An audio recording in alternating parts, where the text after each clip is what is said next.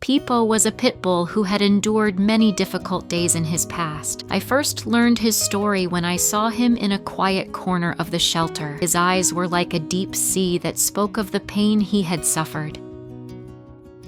As he looked at me from behind the wire cage, the sad expression on his face broke my heart. Most people hurried past him because he was a pit bull. Most people saw him only with fear and prejudice, but I saw something else behind his eyes, a deep loneliness and a desire to be loved again. Pipo was quite shy. My heart was racing when I took him out of the shelter. I was determined to bring Pipo back to life. He was just a walking body. Would he be able to trust me? When we got home, he was on edge, as if something bad was about to happen to him at any moment.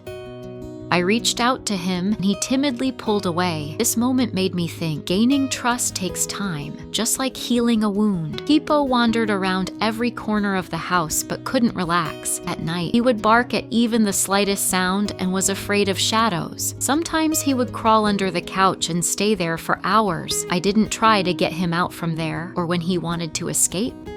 I didn't go after him when he hid by the door and cried. I wanted to give him some space, but with each passing day, it felt like the bond between us was growing more distant. When he saw me or my other friend Maverick in the house, his heart would race. He would hide under the pillow out of fear. It took me 4 days to force feed him. Timidly, her eyes darting around as if something might happen at any moment, she tried to finish her food. At that moment, I sat down next to her, reached out my hand, and she came over with a small paw step and reached for my hand. Her soft fur enchanted me, and a huge tree blossomed inside me towards her. He must have gotten used to it, because now he was playing with Maverick, lying down, eating together. In the mornings, he would wait for me in front of my door, excitedly tapping the ground with his paws. I will never forget that moment, because for the first time, he had chosen to respond to me with trust. That powerful moment truly began the bond between us. He played with his toys at home,